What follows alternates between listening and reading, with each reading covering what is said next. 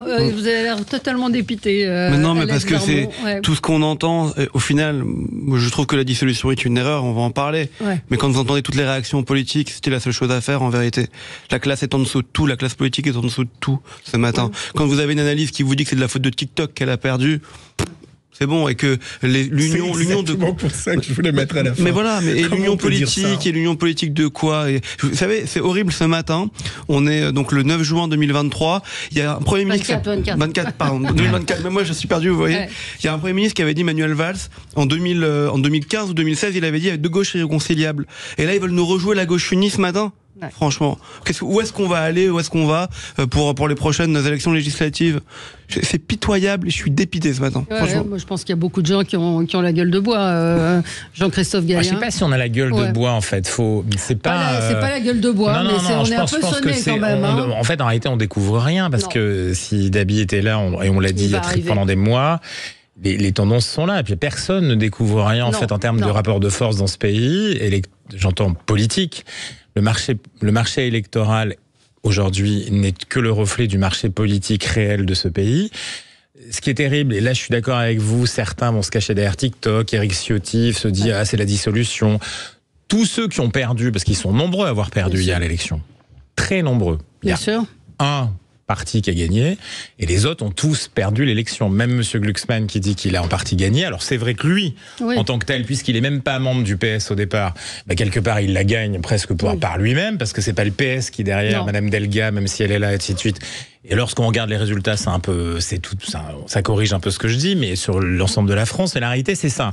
Donc, moi, je dirais que oui, je suis pas atterré par le niveau, c'est simplement que l'offre politique de ce pays doit s'interroger. C'est-à-dire que s'il y a une défaite de ce type, et collective, si vous voulez, collective à ce point-là de collectif, c'est l'offre politique qui pose une difficulté. C'est pas les Français qui sont en difficulté. C'est l'offre politique par ses représentants, par les propositions qui sont faites. Et ça ne fait que durer. Parce que si vous remontez à 2022, on était déçus de la tenue de l'élection présidentielle, de la campagne de l'élection présidentielle. On sortait du Covid, certes, on avait une excuse. Puis après, il y avait eu l'Ukraine. Et puis après, on a eu législative où là, on s'est dit, tiens, mais il y a un sursaut. Les partis politiques de l'ancien monde sont revenus. Là, les partis politiques de l'ancien monde, ils sont encore en difficulté. Oui, et là, on est face à un vrai sondage. C'est pas quelque chose. C'est aussi dû à Emmanuel Macron qui ne les laisse pas exprimer et dire. Emmanuel Macron décide de tout. Il décide si on fait la guerre avec l'Ukraine. Il décide des retraites. Le président de la République. Il décide de tout. Oui, mais il a un gouvernement. Celui qui est sacrifié dans l'histoire, c'est quand même Gabriel Attal. Qu'on n'entend pas depuis hier soir. Donc qu'on n'a pas vu, qu'on n'a pas entendu. Et derrière, c'est parce qu'on a un président qui décide de tout. Et du coup, les autres partis ne peuvent pas... Ça, je trouve que si vous voulez, sur le côté accusation Emmanuel Macron, oui, bien sûr que c'est lui qui décide hier d'appuyer sur le bouton. C'est lui qui a la possibilité de dire oui ou non, il y a dissolution. C'est lui qui décide d'intervenir la semaine dernière, en fin de semaine, d'intervenir hier soir, tout ça est inédit, qui va intervenir aujourd'hui, qui va intervenir cette semaine, bien sûr.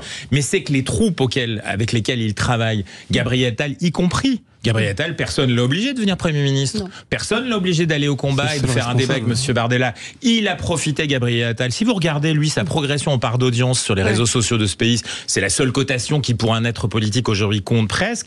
Eh ben, il a doublé son volume. Exactement. Il a doublé son volume, sa capacité. Donc, il est content, Gabriel Attal, de son petit passage. C'est pas grave sur le terrain là-dessus. Donc, en réalité, Emmanuel Macron, oui. Là, oui, moi, où je suis plus... Alors, atterré comme vous, c'est pas tant par le résultat, c'est par le fait qu'aujourd'hui, il appuie sur un bouton qui, dans un contexte qui n'est pas qu'un contexte franco-français, c'est un contexte européen qui va avoir un impact très important pendant les semaines qui viennent. On va décider de la présidence de la Commission. On est en train de rééquilibrer. Déjà qu'on va être faible parce que nos résultats dans les principaux partis et groupes politiques du Parlement européen sont très faibles. J'entends le Parti socialiste et les Républicains. Eh bien, nous allons en plus ne pas peser sur les décisions qui sont en cours à Bruxelles parce qu'on sera en campagne électorale. Alors, Alexandra, c'est tout à fait vrai. Là, je veux dire, moi j'y suis tous les jours. Je peux vous en parler, monsieur, si vous le voulez. Si vous voulez, je peux vous en parler. Pour le coup, Alexandra Spinner. Oui, je crois que là, c'est le résultat de de la confiscation démocratique dont voilà de Monsieur Macron, le duel mortifère dans lequel il a voulu nous enfermer, c'est-à-dire moi contre le RN, je suis votre sauveur. Donc on en est là. Le RN, c'est lui, hein. Le RN, absolument, il est responsable. Voilà, le meilleur agent électoral du Rassemblement national, c'est le président de la République. Maintenant, moi, j'aimerais quand même dire que je suis fière de la campagne que notre candidat a menée. Voilà, François-Xavier Bellamy, qui par la clarté, la cohérence, l'engagement, a fait. Non, il n'a peut-être pas imprimé. Non, il n'a peut-être pas imprimé, mais il nous a montré la voie. Et on se rend compte que tous les gens qui ont voulu aller un petit peu de tous les côtés pour chercher à obtenir un poste se sont fourvoyés. Il fait quand même moins qu'en 2019. Non, mais les Français n'en peuvent plus. Les Français n'en peuvent plus. Bon. Ils ont besoin d'un chemin et d'une espérance. Et j'espère que pour eux, c'est Jordan Bardella. Pour eux, c'est le Rassemblement national. C'est pas que Jordan Bardella, parce que vous dites que tout le monde a perdu hier soir. Je suis désolé, tout le monde n'a pas perdu hier soir. Qui n'a pas perdu? Reconquête, c'est la première élection où ils ont des députés élus. Non mais c'est important. La France insoumise, qu'on le veuille ou qu'on le veuille pas, hier ils font 9,2% quand en 2019 presque 10 d'ailleurs. Ils sont à 7. Et donc ça veut dire qu'hier les extrêmes de toutes parts n'ont pas perdu. Les partis anti-européens hier soir n'ont pas perdu. L'abstention hier, elle diminue aussi. Peut-être qu'elle a un peu moins perdu aussi. Donc ça dit plein de choses hier soir ce qui s'est passé. On va marquer une pause et on va revenir sur ce chiffre. 94% des communes françaises ont mis Jordan Bardella en tête. Oui. 94, quand vous regardez la carte, c'est impressionnant. Et regardez les votes à Paris. Sud Radio, le 10h midi, mettez-vous d'accord, Valérie Expert. Inès et Marco ont vendu leur voiture avec rapidité. Aussi rapide que l'arrivée du petit troisième d'ailleurs. Alors oui, il pourra piquer les jouets de ses frères et sœurs, mais enfin bon, dans la voiture, il n'allait quand même pas s'asseoir sur leurs genoux. Heureusement, avec la centrale, ça a été rapide et gratuit. Ils ont pu faire estimer leur voiture devenue trop petite et la vendre sans aucun frais. Tout ça en toute sécurité avec la centrale. La centrale. Vous connaissez quelqu'un qui s'y connaît?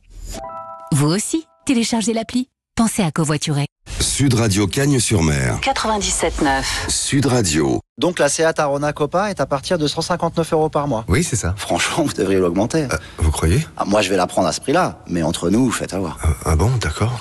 Large. Profitez-en lors des journées portes ouvertes les 15 et 16 juin. Seat Arona Copa TSI 95 chevaux, LLD 37 mois et 30 000 km. Premier loyer de 1 500 € après déduction de la remise conseillée de 6 650 €, si accord par Volkswagen Bank. Offre à particulier dans le réseau participant jusqu'au 16 juin 2024. Conditions sur seat.fr. Au quotidien, prenez les transports en commun. L'info s'écoute, se vit et se lit sur sudradio.fr ou votre application Sud Radio. Vous préparez déjà votre mariage, qui est dans 2 ans. Vous organisez aussi votre prochain déménagement, alors que vous venez d'emménager. Vous avez même déjà choisi le lycée de votre fille, qui a 5 ans. Et après tout ça, vous ne pourriez pas aussi préparer votre retraite dès maintenant ? À la Matmut, on vous accompagne pour préparer votre retraite dès aujourd'hui en épargnant moins de 2 € par jour. Et ça, c'est plus juste pour tous. Matmut, c'est ça aussi, assuré. Le produit proposé présente un risque de perte en capital. Conditions et coordonnées de Matmut sur matmut.fr et en agence. À tous ceux à qui il ne faut pas parler avant qu'ils aient bu leur café du matin. À ceux qui répondent « ouais, quelle que soit la question. À ceux qui n'ouvrent qu'un œil parce que sinon ça fait trop de lumière d'un coup. Et à ceux qui se demandent comment font les gens qui ne boivent pas de café. Chez Intermarché, pour l'achat d'un paquet de 30 capsules Splendid Taylor Espresso à 7,80 €, le second est à moins 60%. Et c'est aussi au drive et en livraison. Intermarché, tous unis contre la vie chère. Jusqu'au 16 juin, par 2, 312 grammes, soit 35 € le kilo au lot. Modalité sur intermarché.com. Pour votre santé, bougez plus. Chez Orange, en vacances, on sait qu'avec son argent... on aime se faire plaisir. Une glace vanille fraise. Par-ci. Ah, des chouchous. Par là. Miam miam. C'est pour ça que chez Orange, réseau mobile numéro 1, on a créé la série spéciale mobile 20 Go sans engagement à seulement 10,99 € par mois pour se faire plaisir autrement. C'est bon ça. Orange est là. Réseau numéro 1 selon l'enquête ARCEP d'octobre 2023. Offre sans engagement réservée aux clients Internet valable pour les nouvelles souscriptions. Conditions en boutique et sur orange.fr. Sud Radio est sur YouTube. Suivez-nous pour voir ou revoir vos émissions en vidéo sur notre chaîne YouTube Sud Radio. Parlons vrai. Lorsqu'Hélène ouvrit son colis Amazon, elle eut des papillons dans le ventre. Ce double compartiment, ces 8 modes de cuisson, c'était la friteuse sans huile de ses rêves. À un prix si bas qu'elle ne put résister. Ça mérite bien 5 étoiles. Des produits très bien notés à des prix que vous allez adorer. Découvrez nos offres dès maintenant sur Amazon. Sud Radio, le 10h midi, mettez-vous d'accord, Valérie Expert. Donc spécial ce matin sur Sud Radio, au lendemain donc de l'élection européenne, avec cette déferlante, c'est la une du Figaro ce matin, la déferlante Bardella. On va prendre les choses les unes après les autres.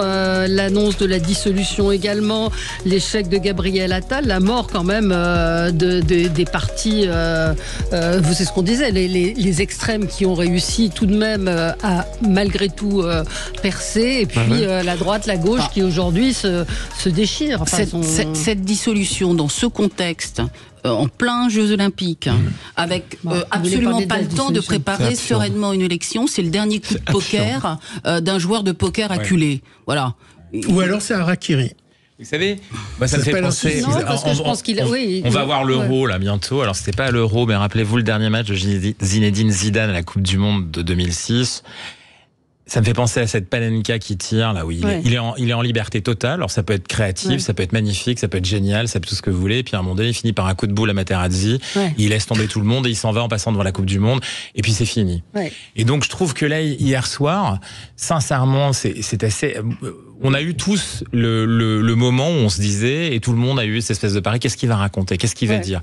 Je pense que la plupart d'entre nous, si on est très honnête, on dit, Valérie, on le disait tout à l'heure, disait, il va rien se passer, on va attendre. Quand il a commencé à parler, j'envoyais un texto à une copine avec qui je parlais en disant, il va rien dire. Exactement. Et là, ça dégoupille. Mais ça dégoupille même dans des conditions, si vous voulez, qui sont d'accélération. Parce que même, alors je vais vous dire, en termes de droit constitutionnel, je suis même pas certain, si vous voulez, que le timing est suffisant, parce que si on regarde concrètement, il aurait fallu que les candidats puissent vendredi dernier, si vous voulez, le vendredi qui vient de se passer derrière. Donc là, il y a vérifié, on n'a pas de... J'ai regardé, j'ai vu, c'est l'article 12, parce qu'il y a eu un débat, il y a eu un débat, et c'est 20 jours, donc il y a exactement 20 jours. Alors donc il est entre le 9 et le 29. Donc il est sauvé, mais c'est quand même très court. Ce qui compte, c'est sa signature, c'est pas les candidatures. C'est lui au moment où il signe. Mais ce que dit Alexandra sur les JO, vous vous rendez compte? C'est-à-dire que on sait très bien que dans un contexte de passation de pouvoir, si jamais il y avait cette passation de pouvoir, ce que je regretterais pas, non pas de la passation de pouvoir, mais le fait que forcément elle va pas très bien se passer. Et il peut même y avoir un risque, si vous voulez, de volonté de, si on comprend la tactique politicienne qui est à l'œuvre, si vous voulez, à l'œuvre dans la décision d'Emmanuel Macron, de pourrir un peu une situation. On va le dire ça gentiment parce que ça peut être beaucoup plus. Comment peut-on le faire dans un contexte où le pays s'engage à ce point-là? Et je le redis, dans un contexte européen, pas seulement international pour les JO, ça c'est un problème d'organisation chez nous, c'est une responsabilité de sécurité, le préfet de police de Paris, le ministère de l'Intérieur. Alors espérons que tout ça se passe dans des bonnes conditions, mais la réalité c'est ça qui est inquiétant.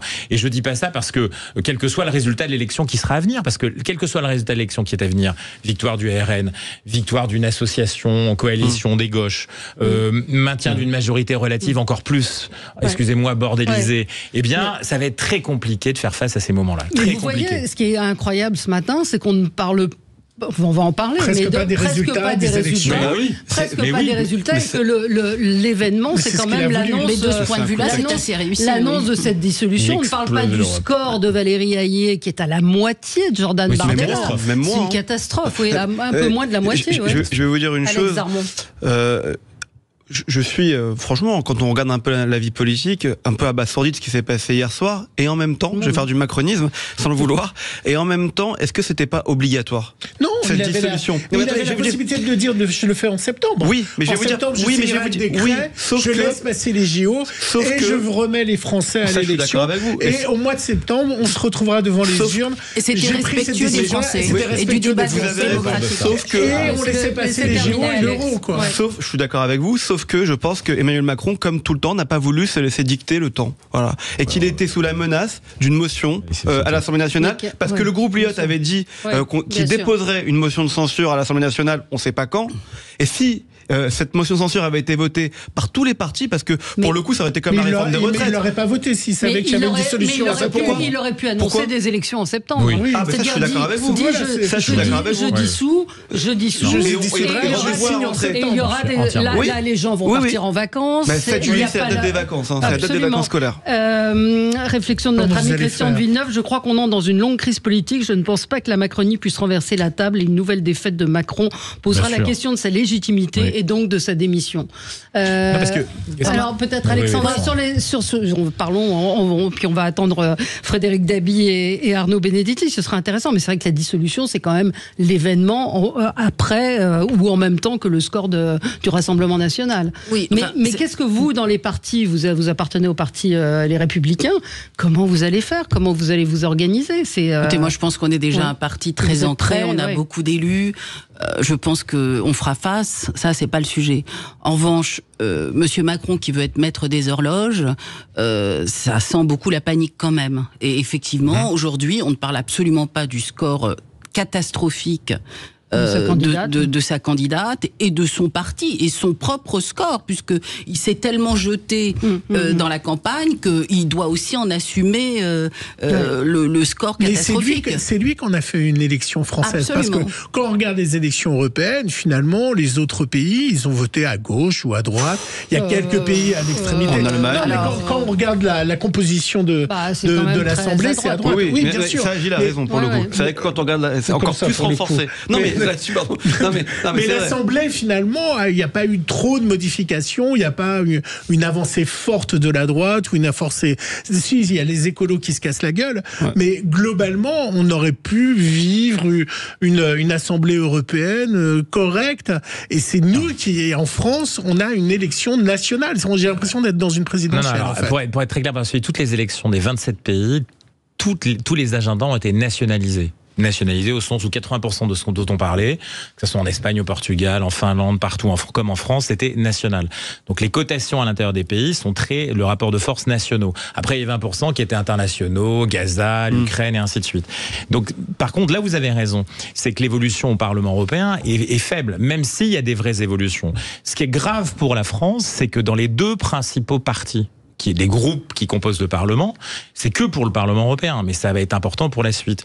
Eh bien, on devient très faible. Les Républicains, il faut se rappeler d'une époque où Joseph Daul, qui était le patron du PPE, le président du PPE, était un Alsacien français, hein, on peut être Alsacien et français heureusement, encore aujourd'hui, était le patron indéboulonnable de ce parti. Aujourd'hui, on va rien peser. Qui va peser? Ça va être les Allemands, parce que la CDU a marqué beaucoup de points et a battu largement M. Scholz en Allemagne.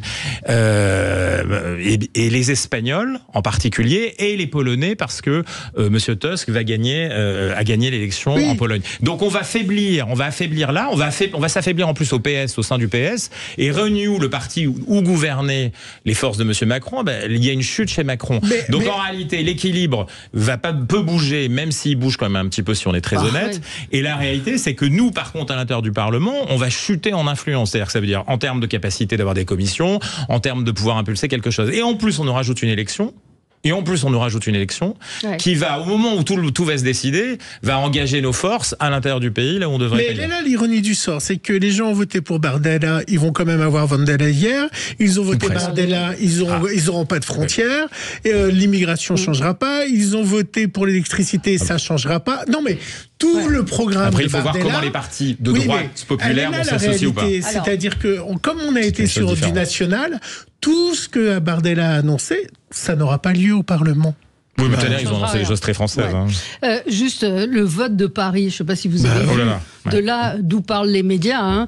Glucksmann arrive en tête avec 22,86% des voix, Valérie Hayet 17,72%, Manon Aubry 16,67%, juste derrière, Marie Toussaint 10% et Jordan Bardella loin derrière. Voilà. Donc c'est ce que je vous disais. Et puis hier soir, vous avez, 400, 500 jeunes sur la place de la République qui crient on emmerde le Front National, Israël assassin, Glucksmann complice. Glucksmann complice. Donc c'est quand même dire, je suis désolé, la déconnexion, de Paris avec le reste de la France. Ça ne suffit plus aujourd'hui, si vous voulez battre politiquement le Rassemblement national, de dire que ce sont des fachos, des racistes, des antisémites, tout ce que vous voulez. Ça ne suffit plus. Tant que les candidats, le personnel politique ne comprendra pas ça dans les débats et ne se battra pas politiquement pour contredire l'histoire de la triple frontière, ce que disait Gilles il y a quelques minutes, tout ce qui a été proposé par le Rassemblement national, il n'y a pas eu de débat d'idées. Vous n'en avez eu qu'un seul, c'était le débat de Gabriel Attal face à Jordan Bardella. C'était le seul. Et même là, Jordan Bardella non mais si c'est important, a été donné vainqueur. Alors, même sur je suis désolé, les Républicains, on a tenté quand même d'introduire du débat. Ça, vous défendez votre paroisse, il n'y a pas de problème. Non mais je ne défends pas ma paroisse, je dis simplement que Bellamy a défendu des convictions. Il a défendu un bilan à l'Europe et un projet à l'Europe. Oui, mais vous avez raison, sauf que quand vous regardez les débats... Il est apparemment le seul à savoir qu'on était dans une élection européenne. Je suis d'accord. Et c'est le seul qui a parlé d'Europe. Je suis d'accord avec vous. Mais quand vous regardez les débats, même là-dessus, on nous expliquait comment fonctionnait le Parlement européen, le taux de présence des uns et des autres. On n'a jamais parlé des sujets de fond dans cette campagne européenne. Et le débat, il est vraiment là. Le problème hier, la liste de Macron, elle perd à cause de ça parce que c'est son fonds de commerce depuis 8 ans.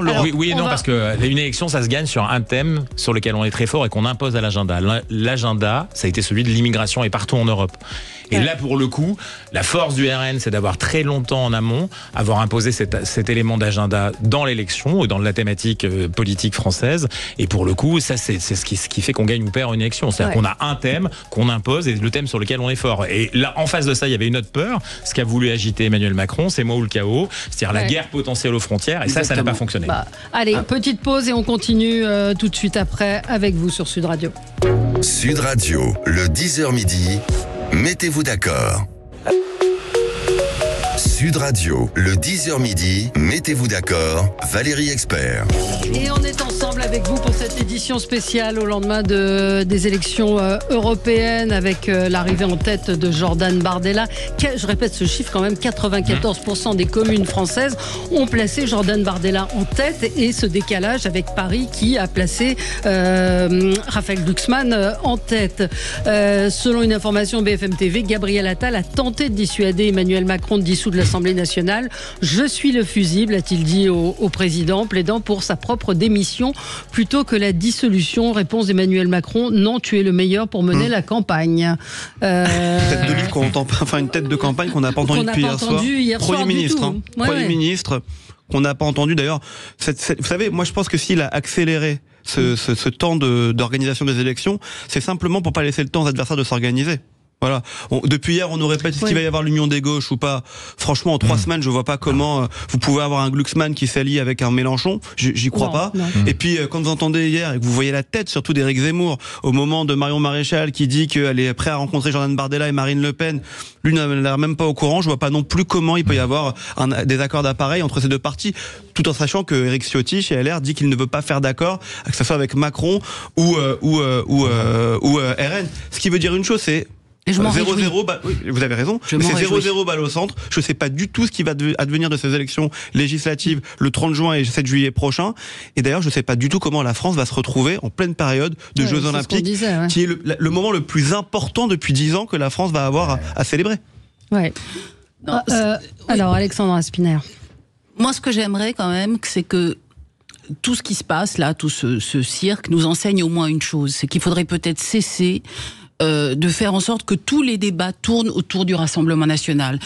Le score du Rassemblement national, c'est le score qu'a voulu le président de la République, mais c'est aussi notre échec collectif. Donc là maintenant, on se met au boulot, on propose un programme et des vraies solutions. Mais est-ce que c'est audible aux Français? Mais oui, est-ce que c'est audible? Écoutez, est-ce qu'aujourd'hui dans ce vote Bardella, non, le vote Bardella, est-ce que dans ce vote Bardella, il n'y a pas un énorme rejet de la politique et un bras d'honneur qui fait? Mais pourquoi? Il faut aussi qu'on se pose les bonnes questions. Écoutez, que ce soit chez nous, nous avons eu des opportunistes qui, pour un poste, un plat de lentilles, sont partis, nous ont trahis. Quelle responsabilité ils ont aujourd'hui dans le score du Rassemblement national? Ils ont une responsabilité majeure. C'est trop facile de les désigner comme les coupables idéaux. Honnêtement, vous les avez exclus? Rachida Dati est exclue. Écoutez, en tout cas... Rachida Dati est exclue. Non, mais Rachida Dati n'a pas à être exclue, elle n'était plus membre des Républicains. En tout cas, pourquoi ? Parce que peut-être, en tout cas, qu'il y a des gens qui considèrent que pour avoir un poste, il faut être prêt à toutes les compromissions. Moi, ça n'est pas ma politique et ça n'est pas la façon dont j'envisage la politique. J'en ai assez qu'on méprise les gens, j'en ai assez qu'on confisque leur vote, j'en ai assez que la colère des Français soit utilisée de cette façon-là. Voilà. Les gens qui ont voté Rassemblement National, ils ont voté pour quelqu'un qui n'a jamais rien fait au Parlement européen et qui ne fera rien. Voilà. Donc c'est ça la réalité. Maintenant, ce que j'aimerais aussi, c'est qu'on arrête de diaboliser les électeurs du Rassemblement National. Bien sûr. Voilà. Complètement d'accord. Bardella, il confisque la colère légitime des Français. La réalité des Français, c'est quoi ? Quotidiennement, c'est le pouvoir d'achat, c'est l'impossibilité de trouver une école correcte pour leurs enfants, c'est l'effondrement de tous les services publics. C'est ça les sujets dont on doit se réapproprier ces sujets et arrêter de faire une fixette obsessionnelle sur le Rassemblement National. C'est ce qu'a voulu le président de la République. Et il faut arrêter maintenant. Voilà. Absolument. Donc il va quand même bien falloir quand ils font 34%. C'est bien contre eux. Vous allez vous battre aux législatives. Il y a un moment. Mais en tout cas, c'est même pas une fixette, c'est la réalité des ce que je veux dire, mais quand je dis une fixette, il faut arrêter de diaboliser, d'expliquer que tous ceux qui votent Rassemblement National sont de dangereux fascistes. C'est complètement faux. Il faut arrêter ça. Et vous, Républicains, vous ferez aucune alliance avec Emmanuel Macron aux législatives. Il n'y aura pas un républicain qui passera grâce à Emmanuel Macron. J'espère que nous ne ferons aucune alliance avec Emmanuel Macron. On a quand même fait ça. En sciences politiques, il y a une définition des partis. Quand ils atteignent ce niveau de couverture de la société, on appelle ça des partis attrape-tout. Et là, aujourd'hui, ce qu'il faut bien voir, c'est que non seulement diaboliser les électeurs du Front National, le Rassemblement National, c'est quand même compliqué, mais c'est quand même la capacité d'expansion, si vous voulez, sociologique ou sociopolitique du parti qui est à l'œuvre, qui est intéressante. C'est-à-dire que ça date pas d'aujourd'hui, ça a commencé il y a bien plus tôt. Certainement, le coefficient Bardella est important là-dessus, sur le résultat final. Mais au-delà du score et du nombre de voix et du pourcentage, c'est cette capacité à entrer dans la société. La carte que vous montriez tout à l'heure, vous parliez des communes françaises, c'est important. Mais elle n'existerait pas si ce parti n'était pas devenu dans cette catégorie, c'est-à-dire ce qui n'existe plus au LR, ce qui n'existe plus au PS, ce qui existe encore moins chez Renaissance aujourd'hui, cette capacité d'aller s'installer dans toutes les strates de la société. Et ça, c'est quand même quelque chose qui est très particulier. Et ça fait exploser, pour le coup, par rapport à d'autres pays européens, la réalité de ce que représente ce parti politique en particulier. Ça interroge la société française, d'ailleurs, parce que c'est quand même ça qui est important. Mais ça fait longtemps qu'il a dépassé ses frontières, qui étaient celles du vote populaire, vous voyez, des choses qu'on pouvait dire auparavant. Aujourd'hui, c'est très, très différent, ce qui augure, d'ailleurs, d'une capacité continuelle d'expansion. C'est-à-dire que c'est ça qui est important. Quand vous parlez de dynamique pour la prochaine élection, même si le pari d'Emmanuel Macron, c'est d'accélérer les événements et de faire en sorte que les gens soient pas préparés, s'il y a certainement un parti qui est préparé pour cette élection, et c'est celui-là et pas les autres. Alors, Arnaud Benedetti vient de nous rejoindre. Bonjour, professeur à la Sorbonne, rédacteur en chef de la revue politique et parlementaire. Et votre livre, Aux portes du pouvoir, RN, l'inéluctable victoire. Point d'interrogation. Oui, je me maintiens toujours. Absolument. Paru chez Michel Lafon. Point d'exclamation. Non, j'ai dit que je le maintenais toujours. Il faut être prudent, c'est pas une science exacte. À lire justement pour tous ceux qui veulent essayer de comprendre juste le résultat d'hier. Votre analyse à vous de ce qui s'est passé. Il y a beaucoup de choses. On a tout de suite parlé de la dissolution. C'est ce qu'on a dit que ça. On a quasiment. On va parler évidemment encore des résultats, mais on n'a pas parlé de Valérie Hayé, on n'a pas parlé de ce score lamentable. Votre analyse La confirmation finalement de toutes les dynamiques qui sont à l'œuvre pour pousser le Rassemblement National depuis un certain nombre de mois, voire d'années.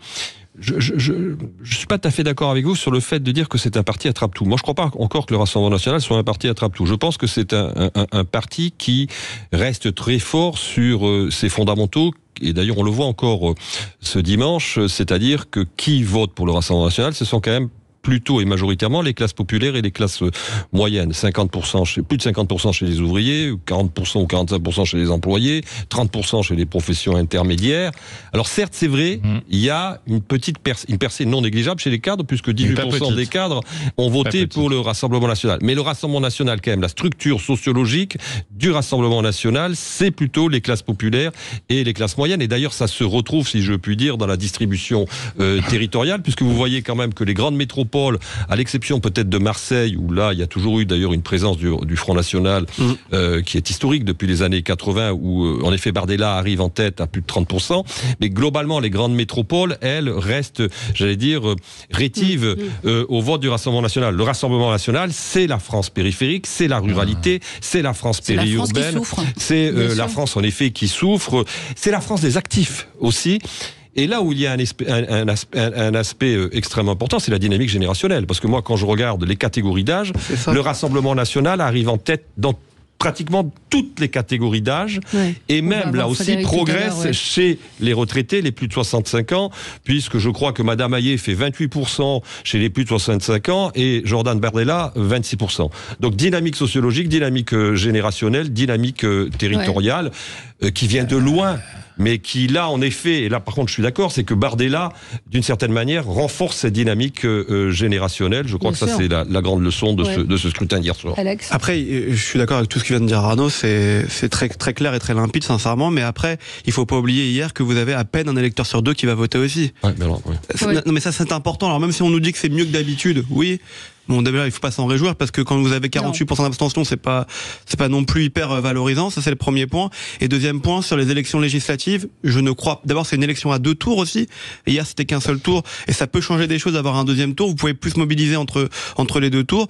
Et surtout, c'est des élections législatives qui sont des élections beaucoup plus locales et où vous connaissez normalement, si vous vous intéressez un petit peu à la vie de votre commune, vous connaissez votre député et vous connaissez votre élu local, normalement. Donc, je pense qu'il va y avoir un taux d'abstention qui va être moins fort. Et on sait... Un deuxième tour en pleine vacances. Hein. Oui, d'accord, mais... Oui, c'est vrai. Vous avez raison, c'est 7 juillet, c'est le début des vacances. Le 5 juillet, c'est le début des vacances scolaires. Vous avez raison, peut-être qu'il y aura une abstention. En tout cas, si ce n'est pas les vacances, donc mon analyse tombe par terre et vous avez raison, si ce n'était pas les vacances, je pense que ça aurait plus mobilisé. Voilà. Mais toujours cette question qu'on posait tout à l'heure, pourquoi le faire aussi rapidement? Peut-être vous, Arnaud Benedetti, pourquoi ne pas avoir dit je dissous et il y aura des élections en septembre? Parce qu'ils pensent pouvoir prendre de vitesse tout le monde et constituer dans l'urgence, voire la panique, une sorte de front républicain en allant chercher du côté de LR et du Parti Socialiste les ressources, j'allais dire en voix et les ressources parlementaires qui lui manquent aujourd'hui à l'Assemblée nationale. Moi j'ai toujours pensé que de toute façon qu'il y aurait une dissolution. Hein. Je l'ai dit à multiples reprises, la 16e législature n'irait pas jusqu'au bout. C'est vrai que c'est surprenant parce qu'en plus, bon, il y a quand même les Jeux Olympiques, donc il y a quand même un contexte qui est compliqué sur le plan, j'allais dire, de la mobilisation des moyens de l'État pour quand même mettre en œuvre cet événement. Il aura aussi gâché la fête des Jeux Olympiques. Là où je rejoins ce que vient de dire Alex, c'est que le Rassemblement national est certainement aujourd'hui le parti le mieux préparé pour se lancer dans cette élection. Et vous pensez pas que c'est Ils ont leurs députés, ils ont leurs députés, ils ont leurs candidats, ils ont leur matériel de campagne. Ça fait très longtemps qu'ils travaillent sur cette hypothèse. Donc pour eux, je veux dire, ils sont en ordre de marche et dans les starting blocks. Et vous ne pensez pas que pour les Français, ils peuvent s'imaginer que c'est une sécurité de dire on l'essaye depuis 2 ans, il y a un président qui est garant des institutions, 2 ans, c'est moins risqué que 4 ans. Allez, je vote Rassemblement national parce que ça va durer que 2 ans. Je pense qu'ils peuvent l'emporter. Alors après, le problème est de savoir s'ils ont une majorité relative ou une majorité absolue. Ce que je crois, c'est qu'ils ont des réserves de voix encore. C'est-à-dire que tout n'a pas été épuisé du côté du Rassemblement national lors des élections européennes. Les classes populaires ne se sont pas toutes mobilisées hier soir. Les classes moyennes ne se sont pas toutes mobilisées hier soir. Ils ont une réserve sociologique qui est certainement plus importante que les autres. Alors après, de là à obtenir une majorité, ça c'est un autre problème. Mais en tout cas, ils ont le potentiel. On se retrouve dans un tout petit instant avec vous sur Sud Radio. À tout de suite. Sud Radio, le 10h midi, mettez-vous d'accord. Sud Radio, le 10h midi, mettez-vous d'accord, Valérie Expert. Édition spéciale de ce matin sur Sud Radio pour commenter l'annonce faite par Emmanuel Macron hier de dissoudre l'Assemblée et puis les résultats des élections européennes avec un score extrêmement haut, un score historique pour le Rassemblement national. On en parle avec Jean-Christophe Gallien, politologue et conseiller en communication, Alexandra Spinner, conseillère régionale Île-de-France pour LR, évidemment. Frédéric Dabi, directeur général de l'IFOP, et on l'attend, il n'est pas encore là, Frédéric, mais il va venir nous décrypter un petit peu ce vote. Alex Zarmon, journaliste politique, votre chaîne de débat est sur YouTube et s'intitule Les Indécis. Et Arnaud Benedetti, professeur à la Sorbonne, rédacteur en chef de la revue Politique et Parlementaire. Et je rappelle votre dernier livre, Aux portes du pouvoir, RN, l'inéluctable victoire, point d'interrogation, paru chez Michel Lafon. On parlait justement de cette élection qui va avoir lieu dans très très peu de temps. C'est un pari très risqué pour le président de la République. Donc la question c'est, est-ce qu'il a fait des sondages, on va attendre Frédéric, mais est-ce qu'il y a eu des sondages avant à votre avis? Est-ce qu'il est vraiment acculé cette décision? Comment il l'a prise à votre avis? Dans la précipitation? Oui, dans la précipitation, mais il a un énorme risque. Il y a un énorme risque s'il a pas de majorité. Ah oui, il y a un risque. Mais je crois qu'il aime le risque, non? Oui, je crois qu'il y a un vrai risque en l'occurrence. Mais enfin, après, c'est vrai que, je veux dire, on pouvait douter qu'il se lance dans cette opération, encore une fois, compte tenu du timing, compte tenu de l'agenda, compte tenu du contexte. Mais moi, je pense depuis très longtemps que, encore une fois, la majorité n'est pas viable sur 3 ans. C'était extrêmement difficile, parce qu'elle ne pouvait pas encaisser, si vous voulez, tous les à-coups politiques et sociaux du fait de sa très grande relativité, de sa très grande fragilité qui fragilise l'exercice de l'exécutif. Et on l'a vu, plusieurs fois l'exécutif a été mis en difficulté à l'Assemblée nationale. Je rappelle quand même qu'au mois de décembre, une motion de rejet du texte sur l'immigration a été adoptée par la... D'ailleurs, tout vient de là, en l'occurrence. Parce que si on refait la généalogie, c'est ce qui explique le fait que Emmanuel Macron ait changé de Premier ministre. Mais si vous voulez, il donne l'impression d'avoir perdu la main, parce que même le changement de Premier ministre au mois de janvier, c'était pas vraisemblablement, je pense, la solution la plus opportune. Il aurait pu très bien, par exemple, faisons un peu, j'allais dire, du chrony en l'occurrence, mais il aurait pu très bien conserver Madame Borne, attendre, user jusqu'à l'accord de Madame Borne jusqu'au mois de juin, et là, justement, suite à une défaite, changer de Premier ministre, parce que ça lui donnait un peu d'air, ne serait-ce que 3 mois. Il l'a pas fait, il a usé sa cartouche avant la bataille. C'est un peu compliqué. Beaucoup d'auditeurs me disent, il n'a pas le sens de l'État, c'est son ego qui prend le dessus, il n'y a que son ego qui compte, Jupiter pourrait s'occuper de la France que nenni. C'est-à-dire qu'il y a ce sentiment aujourd'hui, à travers quelques commentaires, mais il y a de ça aussi, c'est-à-dire un cynisme de la part du président de la République qui s'en fout de la France. Mais c'est ce qu'on ressent profondément par cette décision. C'est le fait d'accélérer le tempo. On comprend bien que c'est un calcul politique. Ça fait penser à Pedro Sanchez en Espagne qui, dans un contexte très différent, de rapport de force très différent, s'est sauvé récemment.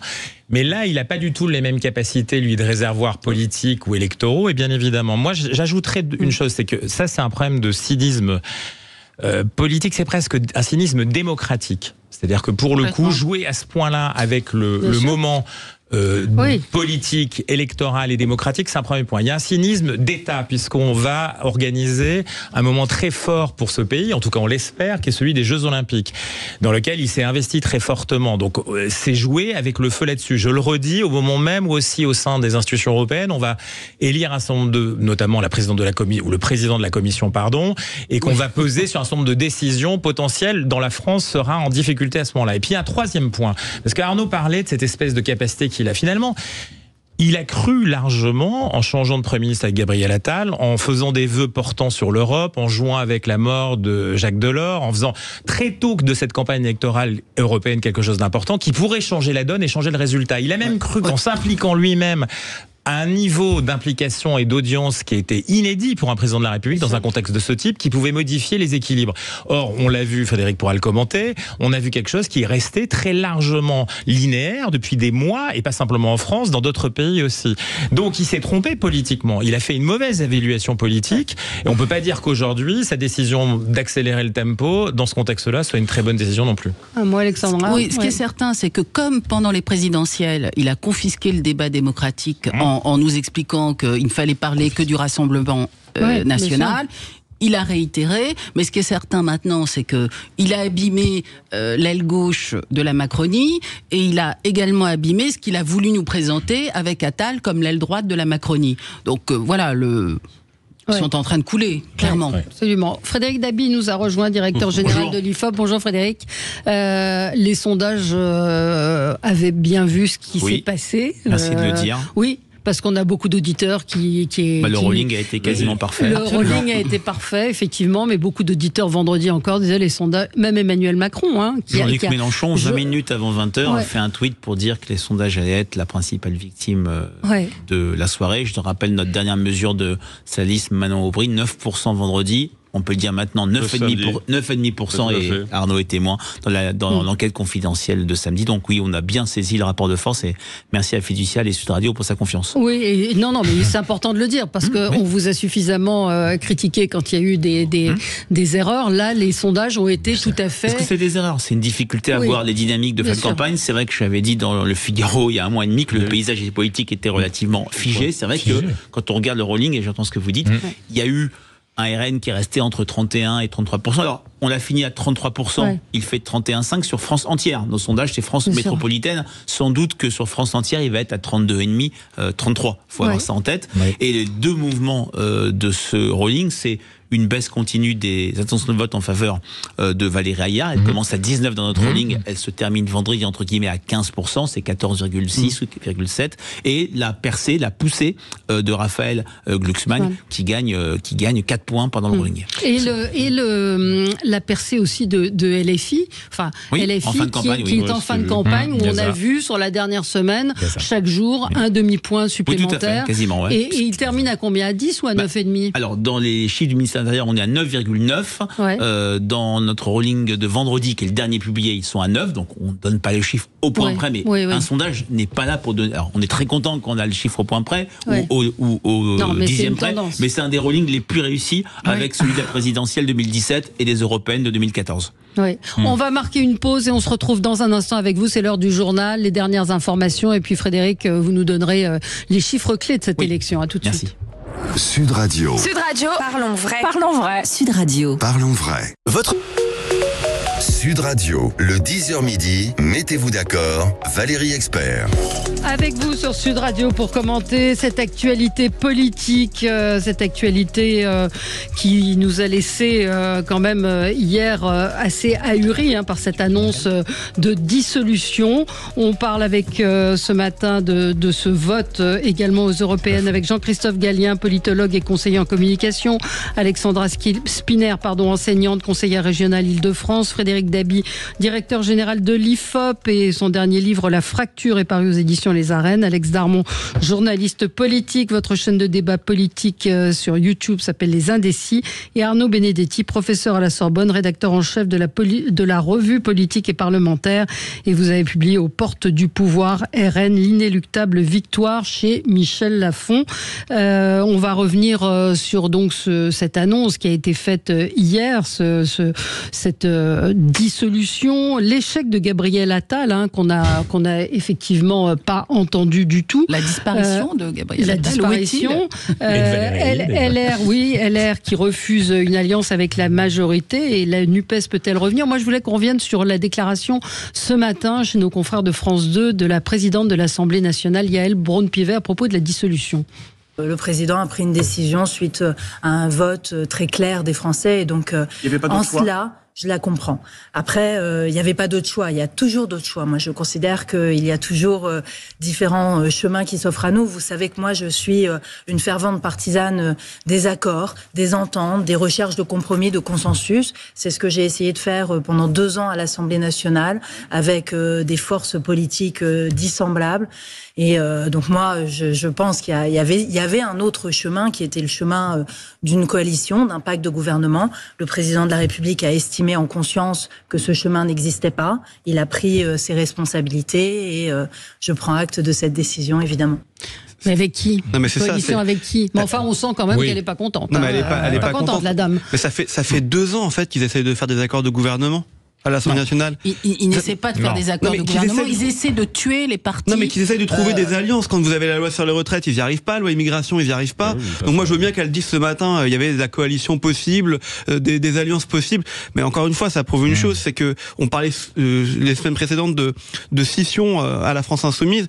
Là, il y a une scission au sein même de la République en marche, de Renaissance. Faut être honnête. Quand vous entendez cette dame-là qui est présidente de l'Assemblée nationale déclarer cela ce matin, la décision d'Emmanuel Macron, il l'a pas prise hier soir à 18h30. Hein. Évidemment. Ça fait au moins une semaine ou 2 semaines quand il voit les sondages de nos amis qui y pensent, et qui discutent et qui consultent. Et je pense même que cette décision, quand il fait son interview jeudi soir, il l'a déjà prise. Hein. Donc, je pense aussi. Voilà. Donc vraiment, je veux bien qu'on dise coalition, tout ce qu'on veut, mais il faut se réveiller là. Hein. Il a dit lors de son intervention jeudi soir qu'on ne pouvait pas ne pas écouter le message envoyé par les électeurs. Pour autant, ne reconstruisons pas des choses à posteriori. Tout le monde a été quand même soufflé par l'annonce de dimanche. C'est la première fois qu'un événement de ce type, après une élection européenne où traditionnellement il ne se passe rien en termes de reconfiguration de la vie politique. Et puis, ces élections du 30 juin et du 7 juillet, ce seront des premières qui suivront une élection nationale 3 semaines avant. Donc la question qui se pose, c'est est-ce que le vote sanction qui a structuré la campagne, dans notre sondage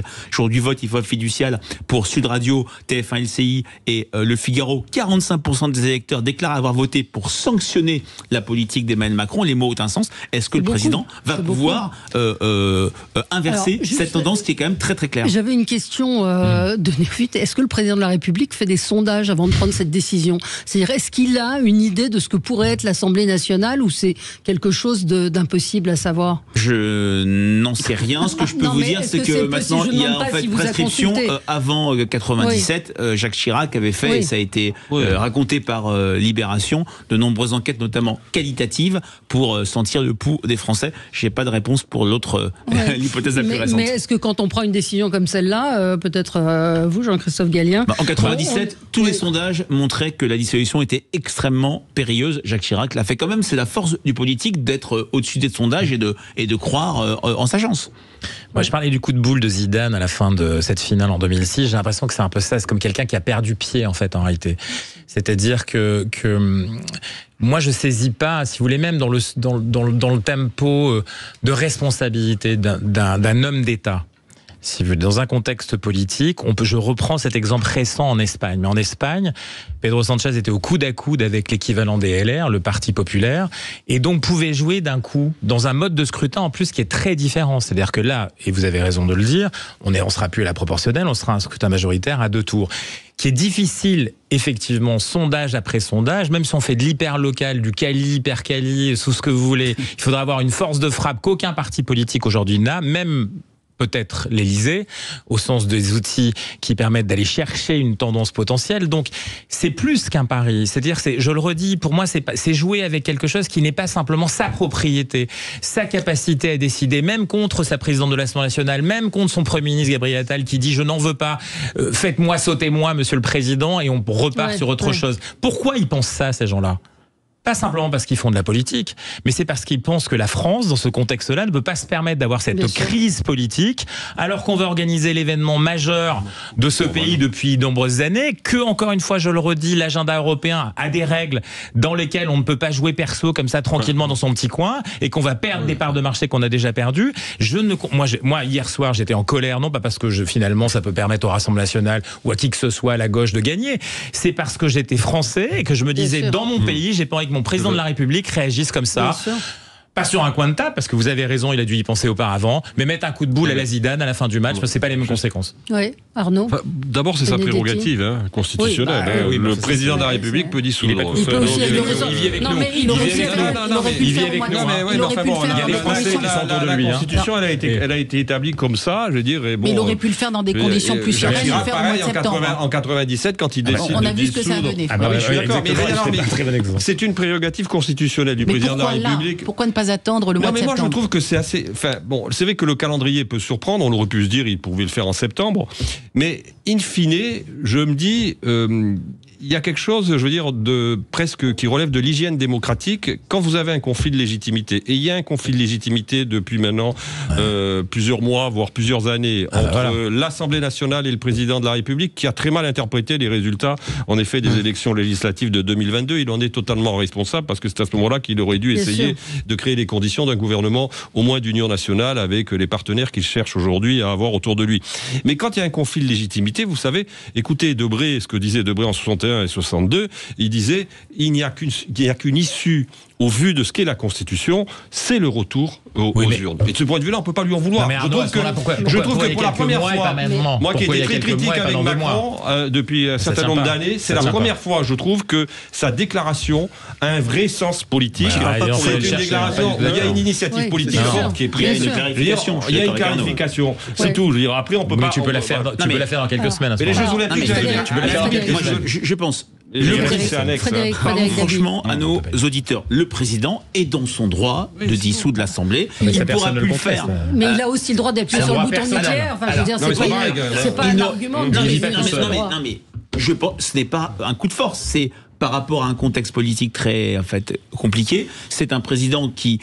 on a déjà vu des élections intermédiaires où le pouvoir était désavoué, le président virait son ou sa première ministre. Là, il a pris une décision différente. C'est vrai qu'on imaginait plus un risque de dissolution à partir de septembre-octobre, motion de censure, difficulté à voter le budget. Je considère que c'est un risque parce que cette élection européenne avait une dimension nationale et on l'a très bien vu à travers nos enquêtes, à travers le message des Français, le message qui était envoyé au président de la République, qui a été à la fois la solution à son sens, c'est-à-dire mobiliser son socle, mais il a été surtout le problème. Beaucoup de Français ont voté contre lui et à titre personnel, on verra nos premières enquêtes, je n'arrive pas à croire comment il inverserait en moins de 3 semaines, en dépit de l'effet de sidération dans les appareils politiques, à inverser une tendance si compliquée, mais d'un autre côté, je partage ce que dit Arnaud, il y a une dimension de clarification. Ça fait 2 ans qu'il n'a pas de majorité à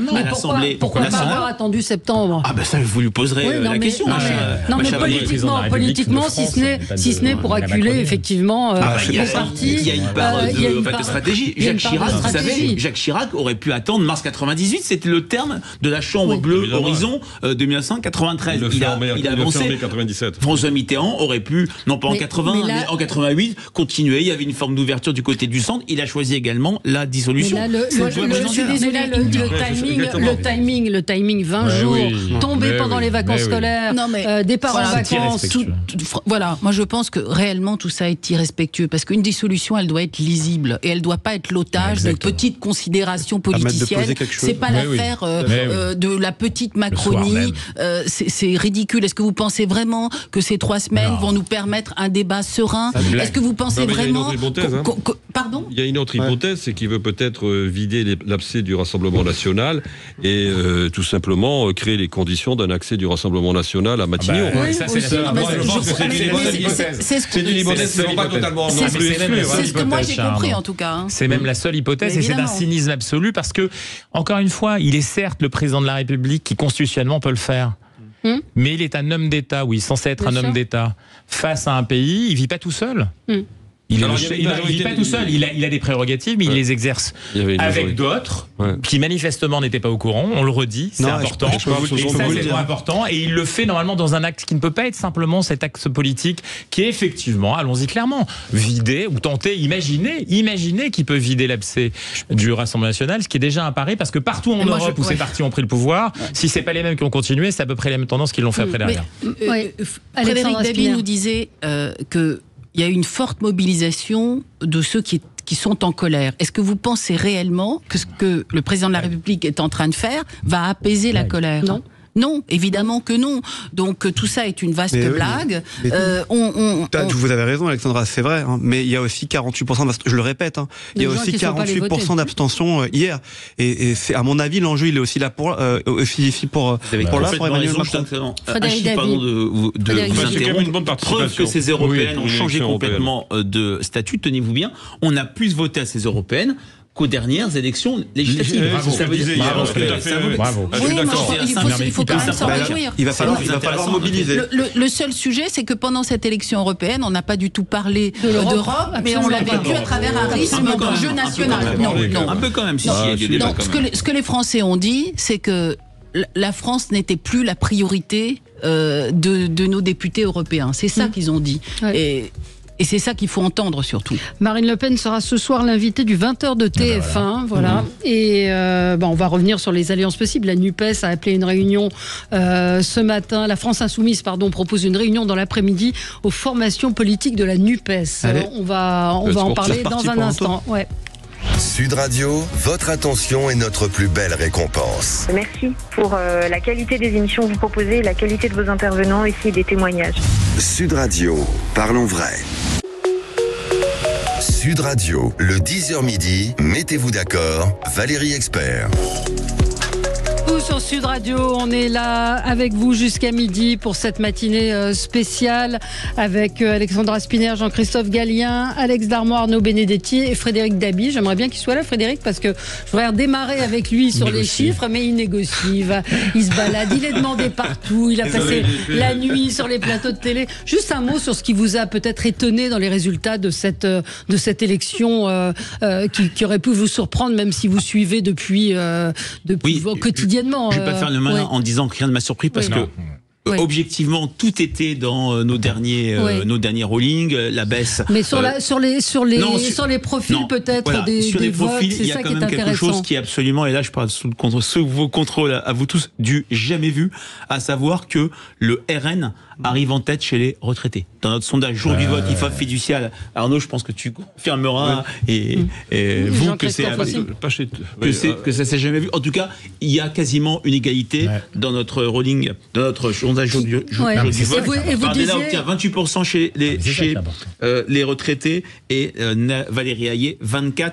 On sait à quel point les retraités par le passé étaient la catégorie barrage contre le Rassemblement national. Je crois qu'en 2017, dans notre sondage, jour du vote fiducial pour Sud Radio et Match, elle était à 11 chez les retraités. On voit comment les choses ont changé de manière absolument incroyable. Maintenant, l'électorat RN, c'est trois choses. Le jean-marisme, c'est-à-dire les catégories historiques du RN, les jeunes, les ouvriers, les personnes sans diplômés, les catégories qui étaient complètement hostiles, qui sont gagnées, les cadres supérieurs, les diplômés, les retraités, et puis la France du travail, puisque dans notre sondage jour du vote, 41% des salariés du secteur privé ont voté pour Bardella. Vous savez, Valérie, on peut perdre une présidentielle en étant très majoritaire chez les retraités. Nicolas Sarkozy en 2012, Giscard d'Estaing en 80. On ne peut pas gagner sur la France du travail. Oui, alors il y a un chiffre, 15 millions de personnes ont regardé hier le président de la République, toutes chaînes confondues. Les gens attendaient évidemment cette expression. C'est tellement inédit qu'un président parle à son élection, même s'il avait parlé pendant la soirée des sénatoriales, mais c'est une élection bien sûr beaucoup plus limitée. Les jeunes ont voté pour qui? Alors les jeunes, ce qu'on appelle les jeunes, c'est quoi, les 15-35 ans? Si je prends ce qu'on appelle les primo-votants, les 18-24 ans dans notre jour du vote, c'est d'abord Jordan Bardella à 27%, mais quasi à égalité avec la liste Manon Aubry.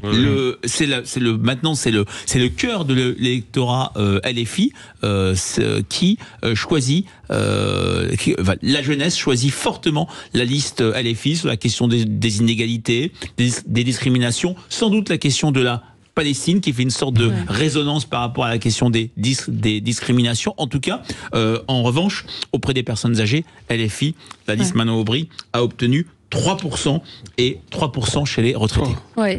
Commentaire. Non, mais Arnaud. moi, ce qui me frappe mais parce que c'est pas nouveau, cette progression du Rassemblement national dans le cœur de l'électorat jeune, sauf que là, elle se confirme, elle s'ossifie, elle se consolide, et c'est ce qui fait, si vous voulez, la motricité aujourd'hui de la dynamique du Rassemblement national. Moi, quand j'ai fait ce livre et quand j'ai fait cette enquête, ce qui m'a frappé, c'est ça, c'est-à-dire que vous avez un marché électoral avec des entrants et des sortants.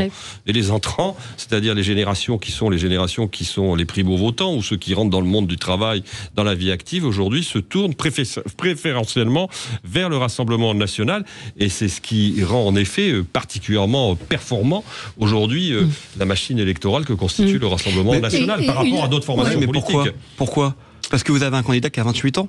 Oui. Il n'y a pas que ça. Oui, mais on l'a vu avec le score de Marine Le Pen en 2022. Oui, mais là, d'accord, mais là, réussir à confirmer sur une européenne comme ça, je peux vous dire que le fait qu'il y ait un candidat qui a 28 ans, Jordan Bardella, joue aussi beaucoup sur les catégories les plus jeunes. Ouais, Vraiment. Maillet n'est pas très âgé. En 2019, c'était la liste Shadow qui était en tête chez les jeunes. En 2022, c'était Jean-Luc Mélenchon, pourtant le candidat peut-être le plus âgé, si je ne me trompe pas, qui est arrivé en tête. C'est pas complètement une question de génération, mais là où je vous rejoins, il y a une proximité identificatoire qui s'est créée, et on avait vu, j'en avais parlé ici, Valérie, en tant qu'Atifop à Nassège, que le premier moyen d'information sur la campagne de ces jeunes, c'est TikTok et Instagram. Alors tout le monde se moquait ce matin. Insta et Sophie m'avait repris. Tout le monde s'est moqué ce matin de la candidate écologiste qui a dit j'avais sous-estimé la puissance de TikTok. C'est tout sauf bête ce qu'elle a dit. Je trouve que faut pas se moquer d'elle. Ouais. Juste une auditrice me dit la France silencieuse en gros a voté, arrêtez de mépriser ce vote et de snobber ce vote. C'est ce qu'on a dit depuis le départ. C'est pour ça que nous dit cette élection. Elle nous dit l'inquiétude des Français, l'inquiétude économique, l'inquiétude sociale, l'inquiétude identitaire. Voilà. Et si on continue de diaboliser le Rassemblement national, on va droit dans le mur. Voilà. Maintenant, il est temps de prendre ces inquiétudes en compte et de proposer un vrai programme, des idées aux Français. Non, mais la question est de savoir si les LR sont prêts à une alliance avec le Rassemblement national. Mais c'est la vraie question. Et c'est une vraie question. C'est la seule question. Parce que je veux dire, je veux bien qu'on dise on veut pas les diaboliser, mais en même temps, quand on propose aux LR une alliance. Non, mais attendez, moi je pense qu'une droite forte, c'est le meilleur rempart contre l'extrême droite. Voilà. Il faut arrêter maintenant. Donc ça veut dire avec tout le monde. Pourquoi pas? Valérie, c'est pas ce que j'ai dit. J'ai dit que là, le Rassemblement national confisque toutes les frustrations des Français. Il les confisque pas, il les agrège. Hein. Oui. Il les agrège. Oui, le mot de confisquer. Il les confisque pas, il les agrège. Bien, mais si nous proposons un vrai programme, pourquoi le Rassemblement national fait un si gros score? Parce que le président de la République les a installés comme interlocuteurs légitimes. C'est le résultat de ce duel mortifère dans lequel le président de la République a voulu nous enfermer. Et puis aussi parce que nous avons cessé de présenter un vrai programme. Oui, et puis c'est aussi notre échec. Alexandra, c'est aussi le jour où la droite est forte, il n'y a plus d'extrême droite. C'est plus facile de se référer à Jordan Bardella, à Marine Le Pen, à la multitude de leaders aujourd'hui qui vont de gens qui sont partis côté Renaissance mais qui demeurent un peu chez les Républicains, Édouard Philippe, et de l'autre côté on ira Laurent Wauquiez en passant par Xavier Bertrand, Valérie Pécresse, ainsi de suite. Donc il y a plus de leaders, il y a plus de présidentiables dans leur tête que de troupes même, c'est-à-dire qu'aujourd'hui c'est ça. Et quand en plus derrière ça on a du mal à identifier, parce qu'il y a cette diversité, c'est quoi ne serait-ce que 3 propositions fortes, 3 propositions de société à vivre des Républicains aujourd'hui. Est-ce qu'on est face à un problème d'immigration? Est-ce qu'on a peur de la guerre en Ukraine? Est-ce qu'on veut que sur le pouvoir d'achat... On ne sait pas lire aujourd'hui. Donc aujourd'hui, la réalité, c'est que c'est plus simple, même pour un jeune, pour qui que ce soit, que Jordan Bardella soit meilleur que Laurent Wauquiez sur TikTok, Insta ou peu importe, que Valérie Pécresse. De toute manière, aujourd'hui, comment acheter les Républicains ? Et où les acheter? Si on veut, dans une élection, comprendre, parce que c'est aussi un acte d'achat politique et électoral, comment on fait et qui on achète? Oui. Moi, il y a un autre aspect, c'est que je pense que les Républicains, comme d'ailleurs l'ensemble des forces de gouvernement qui se sont succédées depuis 4 décennies dans ce pays, souffrent d'un déficit de crédit. Vous savez, quand même, il y a quand même quelque chose qui reste profondément marqué chez nombre d'électeurs, c'est notamment le référendum de 2005, qui quand même, je veux dire, est aussi un élément qui explique le vote d'un certain nombre d'électeurs qui ont voté non en 2005 et qui en 2008 ont vu un pouvoir politique qui était quand même, je veux dire, présidé par l'ancien président des LR, monsieur Nicolas Sarkozy, s'asseoir sur une décision qui était une décision souveraine. Alors certes, on va me dire, les Républicains à l'époque l'avaient plus ou moins inscrit dans leur programme, mais les Français quand même majoritairement avaient voté non à plus de 55%. C'était une erreur majeure. Ça pèse énormément, croyez-le-moi. Moi, je vais beaucoup dans la France périphérique, je peux vous dire que ça pèse profondément dans la perception et dans l'appréciation des LR. Petite page de pub, on se retrouve tout de suite après. Sud Radio, le 10h midi, mettez-vous d'accord, Valérie Expert. Sud Radio, le 10h midi, mettez-vous d'accord, Valérie Expert. Quelques tweets, Marlène Schiappa, quand on matraque que défendre la laïcité CRN, que vouloir l'application des OQTF CRN, lire le JDD ou zapper sur CNews CRN, quand on fait croire que tout ce qui est moins à gauche que LFI, c'est l'extrême droite, ne nous étonnons pas que des gens votent RN. Autre tweet, Emmanuel Macron, il y a 1 heure, maintenant, l'union urgente, forte... Mélenchon. Mélenchon. Qu'est-ce que j'ai dit? Macron. Non. Révélation. Lapsus. Emmanuel Mélenchon. Non, Jean-Luc Mélenchon, maintenant l'union urgente, forte et claire, ce à quoi quelqu'un lui répond après avoir insulté toute la gauche républicaine de colonial, de raciste, de pourri. Il veut l'alliance pour sauver ses députés indignes, évidemment. Une alliance en faveur des insoumis malgré leur dépassement par le PS. Je rappellerai une donnée IFOP fiduciale pour Sud Radio qui date de 3 semaines, 1 mois sur Jean-Luc Mélenchon. On a posé une question qu'on a déjà posée 4 fois depuis 2022. Celui-ci est-il un atout ou un handicap pour LFI, pour la NUPES ou pour faire revenir la gauche au pouvoir? En gros, 3/4 des Français y constituent un handicap. Et auprès des sympathisants de gauche, c'est désormais 64 à 66%. Nos auditeurs iront voir sur le site de Sud Radio et de l'IFOP qui considèrent que Jean-Luc Mélenchon est un handicap. On n'est pas du tout dans le contexte de 2022 où c'était Élysée-moi Premier ministre. Il y avait ce coup de génie de la NUPES. La NUPES sur le plan idéologique, on l'a vu pendant la campagne électorale où l'ennemi principal de LFI, en dehors de Manon Aubry qui a mené une campagne plutôt digne, ça a été Raphaël Glucksmann. On voit très bien qu'on a deux gauches irréconciliables. Et dernier point, on l'a vu dans de très nombreuses enquêtes, le problème de la gauche actuelle, c'était pas seulement Jean-Luc Mélenchon, c'est le décalage, la fracture entre ce que nous disent les sympathisants de gauche et ce que nous dit par exemple Jean-Luc Mélenchon. Vous ne trouverez jamais une majorité de sympathisants de gauche qui disent que la police tue, qu'il y a un racisme d'État, que les émeutes urbaines étaient des émeutes sociales, qu'Israël commet un génocide, etc. Oui, alors ce matin, Sébastien Chenu lui dit qu'il n'y aura pas d'accord. Il n'y aura pas d'accord d'appareil, il n'y aura pas d'accord avec LR ou avec Reconquête. Mais c'est intéressant parce qu'il dit d'autres choses. Il dit que, parce que là, il faut se projeter sur les législatives maintenant. Quel va être le programme du Rassemblement national si jamais ils arrivent à avoir une majorité et à nommer Jordan Bardella qui est le candidat naturel. C'est ce que disait Sébastien Chenu ce matin aussi. En gros, ils reviennent sur toutes les propositions de loi et les débats qui sont engagés actuellement à l'Assemblée nationale. Donc vous avez notamment la fin de vie qui devait arriver. Pour eux, c'est pas une priorité. On dégage. L'assurance chômage, pareil. Pour eux, c'est pas une priorité. On dégage. Vu leur électorat, ils vont pas dire que donc ça veut dire que cette dissolution, elle a quand même un mérite. C'est de clarifier les choses. C'est de clarifier les choses et de se dire que, mine de rien, c'est le Rassemblement national qui est le mieux préparé aujourd'hui pour aller à cette campagne législative que ce programme est prêt. Il va quand même falloir présenter un programme, c'est-à-dire un programme économique. Il va falloir s'expliquer sur leur jacobinisme. Enfin, je veux dire, il va falloir aller au fond des choses, même si on a peu de temps. Mais pour eux, c'est prêt, Alexandra. Sans doute, ce sont ceux qui sont le plus près. Depuis 2022, ils sont. Rappelez-vous, au premier tour des législatives de 2022, on disait mais jamais ils feront plus de 30-40 députés. Ils ont fini à 80 ou 90 députés. C'est énorme. Et aujourd'hui, ils peuvent terminer encore plus haut. Et d'ailleurs, c'est ce qui va se passer. Et je parle sous le contrôle de Frédéric Dabi. Je crois que le dernier sondage qui est paru par rapport à une vision de l'Assemblée nationale, c'était en décembre. Ils sont annoncés à 220 sièges, quelque chose comme ça. Il y a eu une enquête qu'a fait un de mes confrères pour un parti politique, c'était pour LR, mes amis d'Ipsos, qui donnait majorité relative ou majorité absolue. C'est pas pareil quand on est dans une vraie situation de vote, mais à minima, il y a une vraie opportunité pour le RN de peut-être doubler son nombre de députés, ce qui, je le répète, n'est jamais arrivé. Comme en 2022, 89 députés, notamment élus en duel, c'était du jamais vu pour le FN. Mais ils considèrent, eux, quand vous discutez avec eux, ils considèrent qu'ils peuvent qualifier environ 400 candidats au second tour dans les 577 circonscriptions. Donc si vous qualifiez 400 candidats, forcément, vous arrivez à avoir un étiage au moins de 220, voire 230 députés. Donc clairement, et puis regardez la carte hier. La carte, la géographie. Vous avez 90% des communes de France qui placent Jordan Bardella en tête. Bien sûr. Donc c'est considérable. Je ne sais pas, je parle sous le contrôle de Frédéric, mais c'est quasiment du jamais vu. 90% des communes qui placent Jordan Bardella en tête.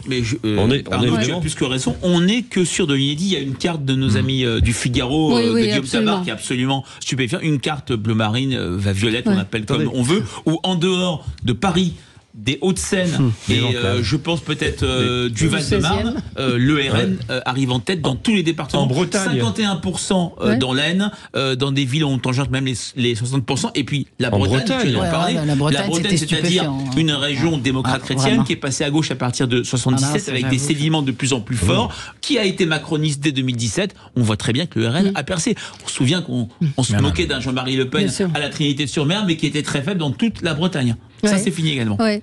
Une auditrice fait remarquer une chose qui m'a frappée aussi, c'est Emmanuel Macron en noir hier. Costume noir, cravate noire. Il a sa majorité. Absolument. Il est plutôt en bleu marine. Vous allez me dire, c'est peut-être le communicant qui peut parler, mais ça m'a frappé dès que j'ai vu l'image, ce costume noir et cette cravate noire. Je me suis fait la réflexion de ça, de la gravité du moment. C'était peut-être ce qui lui avait été conseillé par ses propres conseillers qui lui ont conseillé de créer une dissolution à ce moment-là et de le dire ce soir-là. Ouais. C'est clair que moi, je me relie à l'idée que la seule motivation qu'on peut comprendre derrière tout ça, et donc elle relie encore davantage au cynisme politique, étatique, et je le redis, démocratique pour moi, même s'il a tous les droits constitutionnels pour le faire, et je suis assez d'accord avec Glucksmann qui disait hier que ce sera une tâche. Et je ne parle pas du résultat de l'élection. Les résultats de l'élection, ça sera les Français qui vont choisir. Et aujourd'hui, ils ont, comme vous le disiez, 94% des communes françaises ont placé Jordan Bardella en tête. C'est simplement que l'idée derrière tout ça, c'est même pas du Sanchez à l'espagnol, parce que je sais que je vais perdre, mais ce que je veux, c'est éventuellement purger en 2 ans ce que j'estime être une incapacité de gouverner du Rassemblement national. Et pourquoi j'estime que c'est une incapacité de gouverner ? Parce qu'ils n'ont pas les réserves pour ne serait-ce que fabriquer un gouvernement, pour contrôler les administrations, c'est ça ce qui est dit derrière. Qu'on va peut-être même miner la transmission du pouvoir. Vous savez, dans tous les pays où il y a des changements comme ça, on travaille à transmettre les dossiers, il y a les Jeux Olympiques, mais il n'y a pas seulement les Jeux Olympiques, il y a tout ce qui est en cours. Et donc finalement, on va faire pendant 2 ans de la guérilla entre un président de la République et une équipe dont on va essayer de démontrer qu'elle ne peut pas y arriver. Et ça... Bien sûr que ça peut être du calcul politique, c'est de la politique, mais ça n'est pas profitable ni à la France, ni d'ailleurs à Emmanuel Macron, peut-être même pas au Rassemblement national, et en tout cas à nous-mêmes, nous Français. En tout cas pas aux Français, oui. Quelques tweets encore. Jean-Luc Mélenchon, hier soir, à 1h il disait, à 1h du matin, la République bananière macroniste n'a toujours pas publié les résultats des élections. Il les finalise à l'Élysée ou bien dans le bureau du maire. Trumpisation complètement. Et autre question toujours sur X, dilemme aujourd'hui à propos des gauches, c'est faire une union de la gauche sans la LFI, c'est se priver de ses 9% de voix, mais s'allier avec les LFI, c'est perdre environ 9% de vote républicain. La France insoumise est un repoussoir, 26% des Français la jugent même dangereuse pour la démocratie. C'était notre sondage de la France insoumise où Jean-Luc Mélenchon inquiète plus que Marine Le Pen. Il y a des vraies questions d'alliance qui vont se poser avec certains. Hier, Marion Maréchal qui a dit pourquoi ne pas parler avec le RN. Ce matin, on lui répond que non, il y aura pas de discussion. Ouais, mais du côté du RN, ils n'ont pas forcément. Si vous voulez, le RN, quand vous regardez les reports de voix de l'électorat Reconquête vers le Rassemblement national, c'est des reports de voix à 95 ou 98%. Et 42% des électeurs Zemmour ont choisi Bardella. Quel est l'intérêt aujourd'hui pour le RN de dire qu'il va faire une alliance avec Reconquête, alors que quasiment mécaniquement, l'électorat de Reconquête au second tour se porte sur les candidats ou sur Marine Le Pen. Donc là-dessus, il me semble que c'est même contre-productif pour eux. Donc ils sont dans une position qui est assez facile de ce côté-là. Hein. Non, mais c'est surtout aussi que en 2022, vous avez beaucoup de triangulaires. Et la NUPES a survécu grâce au triangulaire. Bien sûr. Là, demain, si vous avez beaucoup de triangulaires sur ces nouvelles législatives, je pense que la gauche, dans sa globalité, a beaucoup à perdre. Parce que avec une alliance ou sans alliance, j'ai l'impression que c'est un peu pareil, en vérité, pour eux. Donc, hier, je veux bien qu'on dise que personne n'a gagné, à part le Rassemblement national, mais je pense que la gauche a énormément perdu hier soir. Parce que c'est finalement invivable pour Raphaël Glucksmann d'aller faire une alliance, de reprendre la NUPES demain pour Raphaël Glucksmann. Mais quand vous parlez avec la France Insoumise, certains à l'intérieur vous disent que c'est invivable pour eux aussi d'aller faire une alliance avec le Parti communiste. Quand vous parlez avec le Parti communiste, on sait la détestation qu'ils ont pour Jean-Luc Mélenchon. Donc là, la réunion, moi, cet après-midi, j'aurais bien voulu être présent pour voir comment ça allait se passer, qui va venir. Et puis, il faut pas oublier les écologistes. Au milieu de tout ça, les écolos qui hier font quand même 5,5. Enfin, quand même, c'est par rapport à leur score de 2019, c'est rien du tout. C'est la fin de l'écologie politique, quand même, partout en Europe. Moi, je crois que les Français nous ont surtout dit que justement, les acrobaties des alliances improbables, ils en ont assez. Voilà ce qu'ils nous ont dit. Et que la page de la Macronie va enfin se terminer et qu'il faut comprendre que ce « en même temps » n'a pas fonctionné et nous a mené tout droit dans le plus total chaos. Juste un point sur la gauche, il y a quand même un problème pour la gauche, c'est que, et ça c'est un problème essentiel, c'est qu'ils n'ont pas les classes populaires. Je suis désolé, mais M. Glucksmann, c'est pas un électorat des classes populaires. C'est très problématique pour la gauche. Vous gagnez pas une élection à gauche si vous n'avez pas un minimum des classes populaires. Glucksmann fait 7% chez les ouvriers dans notre sondage. Voilà, et c'est clairement un vote classe moyenne, classe supérieure. C'est la gauche des métropoles. C'est la gauche des métropoles, Glucksmann. Oui, on l'a vu, il arrive en tête à Paris. Donc il arrive en tête à Rennes, à Nantes. Ces résultats, c'est aussi un cri d'alarme de tous nos territoires. Et de tous les gens qu'on méprise, absolument. Alors, dissolution, alors que LFI propose une rencontre cet après-midi, François Ruffin, Marine Tondelier, Fabien Roussel et Olivier Faure se réunissent en ce moment à République. C'est bien ce qu'on disait en début d'émission. François Ruffin réunit tout le monde, à part Jean-Luc Mélenchon, alors qu'il est quand même élu par la France Insoumise. Donc c'est qu'il se passe quand même quelque chose. C'est un moment qu'il se passe des choses. Mais il se passe quand même quelque chose. Jean-Luc Mélenchon, sa tête de liste, Manon Aubry aux Européennes, ne sont pas les bienvenus dans cette première réunion. Donc je ne vois pas comment ils vont réussir à se mettre d'accord. La scission qui devait avoir lieu au sein de la France Insoumise après les élections européennes, elle se déroule devant nos yeux, mais c'est auprès de toute la gauche. Voilà. Donc Jean-Luc Mélenchon, qui n'était même pas candidat, il aura peut-être réussi cette performance de casser la gauche et de casser la NUPES depuis longtemps, mais de casser une potentielle alliance. Mais comment vous voulez, juste si on projette 2 secondes, comment vous imaginez des députés du Parti Socialiste pouvoir discuter avec des gens comme Louis Boyard, comme Sébastien Delogu, non mais comme Rachel Keke, pour eux c'est pas normalement. Ils l'ont fait pendant un certain temps. Mais ils l'ont fait, mais ils l'ont arrêté. Jérôme Guedj, vous voyez Jérôme Guedj demain aller parler avec Rachel Keke ou Louis Boyard. Alex, pardon, le rapport de force a changé. En 2022, on sortait d'une présidentielle où Mélenchon avait fait 20 fois plus qu'Anne Hidalgo, 4,5 fois plus que Yannick Jadot, et 9 fois plus que Fabien Roussel. Moi, j'ai suivi de loin quelques négociations où on voyait très bien que LFI tordait le bras de tous les partenaires. Je pense au Circo sur Paris, etc. Ça ne sera plus la même chose. Que Mélenchon soit impliqué ou pas. Attention, Alex, quand même. Allez-y, vous en prie. Juste sur Jérôme Guedj, vous savez, il avait une option, mais apparemment qui n'était pas envisageable pour lui. C'était la voie de l'honneur. Et il avait la possibilité de démissionner, il ne l'a pas fait. Donc ça le dérangeait absolument pas de cohabiter avec ces gens infréquentables. Mais donc ne parlez pas de Jérôme Guedj. Absolument. Franchement,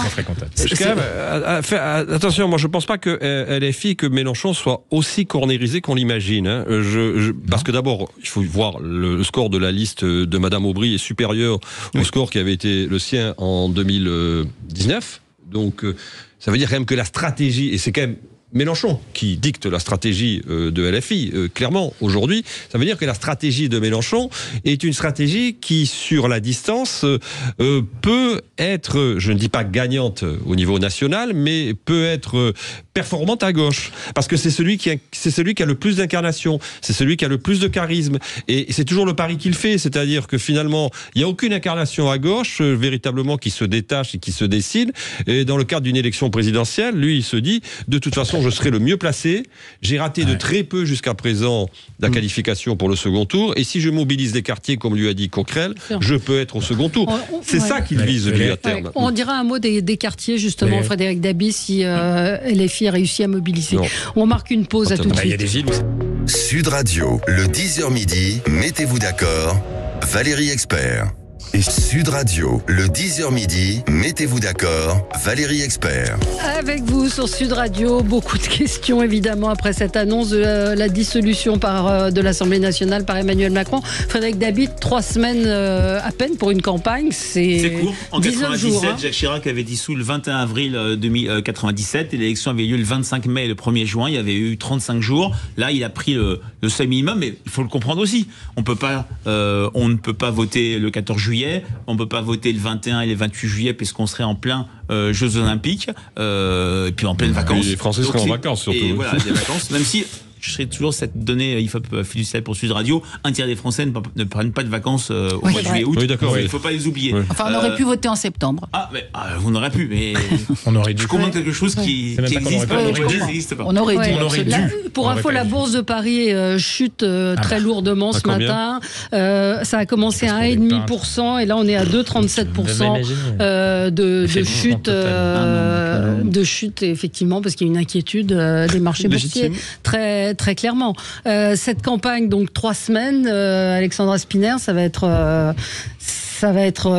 hard. Ça va être difficile, mais je pense que la famille des Républicains peut tout à fait relever le défi. On est le parti politique le plus ancré dans les territoires et on est un parti surtout de gouvernement. Est-ce que les LR peuvent, sur des élections législatives, remobiliser ?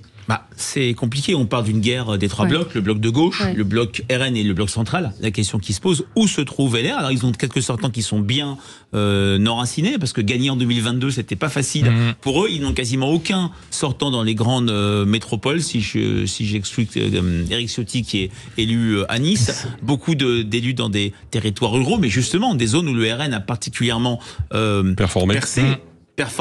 Et quid de députés LR qui vont passer au RN? Quid de députés LR? On en a eu en 2022. Je pense à Constance Le Grip, à Robin Reda, qui suivrait la majorité présidentielle. C'est le problème d'étau, de positionnement que François-Xavier Bellamy, grâce à une très belle campagne, a desserré très légèrement, qui va se poser de nouveau. Quelqu'un sur X dit: si Emmanuel Macron démissionnait le 7 juillet au soir, l'intérim serait assuré par Gérard Larcher et de nouvelles élections présidentielles seraient organisées entre le 28 juillet et le 11 et c'est Gérard Larcher qui déclarerait ouvert les Jeux Olympiques. Ah ouais, c'est effectivement. Est-ce que vous avez l'image? Alors voilà la réaction d'Anne Hidalgo ce matin. Voilà, quand vous supprimez la gauche et la droite républicaine, il reste le chaos. C'est pas de ma faute. C'est jamais de la faute. C'est toujours celle des autres. En même temps, elle a fait 1% aux élections présidentielles. Il faut le rappeler. Non, mais c'est pour ça que ces gens sont quand même très étonnants. Je parlais de l'écologie. Les écologistes ont quasiment disparu des européennes. Ils se maintiennent quand même un groupe. Ils ont réussi à avoir les 5%. Notre dernier rolling, on était à 5,5%. On était dans la plaque, mais il y avait un vrai risque. Idem pour Reconquête. Jusqu'au bout, les leaders écologistes et ceux de Reconquête ont eu peur de disparaître. Les écologistes, plusieurs choses. Une tête de liste inconnue, Marie Toussaint, qui s'est fait connaître seulement en fin de campagne. Un problème de positionnement. Il y avait 2 offres très claires à gauche. Une offre de gauche européenne, humaniste, avec Raphaël Glucksmann. Une offre de gauche radicale, pro-palestinienne et très sociale. Je vous laisse dire le terme. Avec Manon Aubry. Quid? Quelle place pour les écologistes, qui en plus avaient changé de nom, avait enlevé Europe Écologie Les Verts et qui avait perdu cette automaticité, ce monopole sur les enjeux écologistes. Campagne très compliquée pour eux. Ouais. Au niveau européen, il faut relativiser les chutes parce qu'il y a des performances fortes dans les pays du nord de l'Europe qui font que le groupe au Parlement européen se maintient avec une chute. C'est un des groupes qui baisse, mais peut-être moins, par exemple, que le groupe Renew, le groupe centriste auquel appartient Renaissance, en l'occurrence. Oui, c'est effectivement une façon de voir les choses, mais c'est vrai qu'en France, ça marche pas. Est-ce que Ruffin peut quitter LFI pour revenir à LFI, pour rassembler la gauche ? Ce matin ou cet après-midi, ou hier soir, ce matin, il a fait une déclaration assez étonnante. Alors, je ne sais pas si c'est un lapsus. Enfin, si, c'est peut-être un lapsus, mais ça dit quelque chose. En tout cas, c'est un lapsus sur le plan psychanalytique. Il a dit, mais de toute façon, dans ce que je propose... il parle du PS, il parle des écologistes, il parle des communistes. Il me dit, mais les insoumis ont toute leur place. Comme si, finalement, je veux dire, lui-même n'était plus un insoumis. Faisait plus partie de cette... Alors, on sait que ses relations sont un peu difficiles quand même avec Jean-Luc Mélenchon, mais c'est quand même c'est assez étonnant. Tu l'as beaucoup vu pendant la campagne des européennes avec les insoumis, François Ruffin? Non, pas du tout. Hier soir, c'est la première fois qu'on le voyait. Il était à un barbecue apparemment pour fêter la fin de la campagne avec ses militants. Et hier soir, il est très clair en disant que pour lui maintenant, il faut arrêter, il faut faire l'alliance. Je le répète, il prononce pas le nom de Jean-Luc Mélenchon à aucun moment dans ce discours et dans ces tweets-là. Donc, je ne sais pas s'il peut quitter la France Insoumise. En tout cas, ce matin, il n'est pas en réunion avec les leaders de la France Insoumise et les têtes de liste de la France Insoumise. Ça dit quand même beaucoup de choses. Moi, j'aimerais juste dire autre chose, c'est quand même, les Français, ils ont été beaucoup sollicités, beaucoup pressurisés ces dernières semaines avec les élections européennes, qui étaient pour moi, tout sauf des élections sereines et intéressantes pour le débat. Et là, on leur remet 3 semaines dans la vue. Bien sûr. Là, c'est reparti, ça y est. Hein. Là, ça va être reparti avec des débats, des campagnes. On en reprend pour 3 semaines d'engueulades. Je suis curieux de savoir comment ça va se passer. Il y a quand même une hausse de la participation qui est pas négligeable. Parce que depuis 20 ans, on n'avait pas eu un niveau. Depuis 1994, c'est ça, on n'avait pas eu un niveau de participation aussi important. Donc ça veut dire qu'il y a un besoin de politique du côté des Français. Et en France métropolitaine, on a 54% quasiment de participation, plus qu'aux élections législatives. Les élections européennes ont changé de statut à un tel point que le président a tiré des conséquences qu'on n'avait jamais vues pour un scrutin européen. Christian de Villeneuve me dit commentaire, souvenez-vous du commentaire de Patrick Devedjian après la dissolution de l'Assemblée nationale en 97, vous en souvenez ou pas? Qu'est-ce qu'il avait dit? Il avait dit on était dans un appartement avec une fuite de gaz, Chirac a craqué une allumette pour y voir clair. Ça pourrait s'appliquer. Et hier, j'ai pas entendu, le président de la République a fait référence à la fièvre, à la série La Fièvre. Il a cité une fièvre s'est emparée de notre pays. Je sais pas si c'était en référence à la fièvre, mais c'est vrai qu'il a dit cette phrase-là. Pour ceux qui ont vu la série La Fièvre, je sais pas, c'est assez troublant de faire ça. Oui, je trouve aussi. Bizarre, là, on est entre La Fièvre et Baron Noir. Hein. Il y a un grand article dans Le Monde à lire sur comment on est arrivé à cette dissolution. On est même des conseillers. On est même dans House of Cards plutôt. Oui, on est dans House of Cards. Hein. On est entre les la fièvre, si c'était son allusion, je sais pas si vous avez vu la série, si c'était son allusion et qu'il avait envie d'en parler, je trouve que la comparaison, l'image est assez intéressante. Maintenant, est-ce que c'était à faire de la part d'un président de la République hier soir? Je suis pas sûr. Non, dans le moment qui était le nôtre, je suis pas sûr. Non. À suivre. Je crois qu'hier, on n'a pas vu de président de la République, en tout cas. Non. Et Premier ministre, vous le disiez, Frédéric Dabi qui a disparu.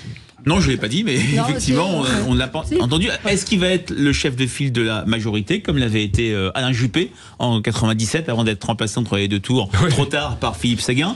C'est une question qui se pose. On attend aussi une déclaration d'Édouard Philippe, je crois, demain. En tout cas, il y a une petite différence. Il est important. Il y a une petite différence avec Alain Juppé, parce qu'Alain Juppé faisait partie de ceux qui, en 97, avaient préconisé la dissolution avec De Villepin, alors qu'il semblerait que Gabriel Attal eût été très réservé quant à cette hypothèse. Bon, enfin bon, il a disparu, ça c'est sûr. On va finir pour... on a bien fait le tour de ce qu'il y avait à dire. Vous allez nous refaire un rolling on espère. Vous l'espérez? Oui, voilà, au boulot maintenant. Merci. Merci à tous les 5. Merci à Gilles également pour son zapping. Dans un instant, c'est André Berkoff qui sera avec vous. Bonne journée. Sud Radio. Parlons vrai. Sud Radio. Parlons vrai. Cette semaine, Sud Radio vous offre votre séjour pour 4 personnes en famille au Futuroscope avec une nuit d'hôtel et les petits déjeuners. Vous découvrirez Chasseur de tornades, élu meilleure attraction au monde. Préparez-vous à être happé par une tornade époustouflante, mais aussi Objectif Mars, le premier roller coaster du Futuroscope. Vous succomberez à 40 attractions et chacun aura sa préférée. Écoutez les vraies voix de 17h à 19h et gagnez votre séjour au Futuroscope avec Sud Radio.